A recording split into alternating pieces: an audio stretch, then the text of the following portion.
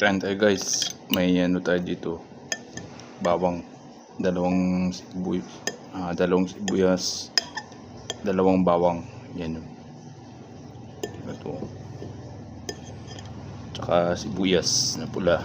Tsaka hindi ko alam kung anong tawag dito sa tao na to guys. So arat na.